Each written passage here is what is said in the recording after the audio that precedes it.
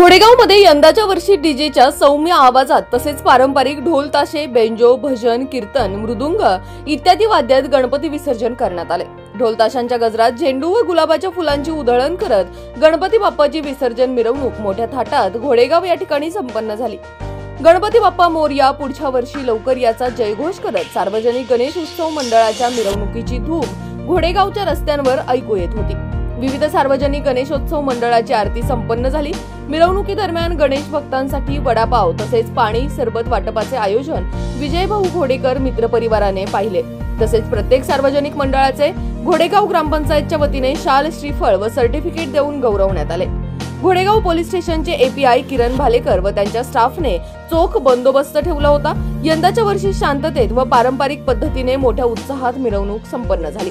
या बातमीचा आढावा घेतलाय आमचे आंबेगाव ब्युरो चीफ मोहसिन काठेवाडी यांनी। पाहूया।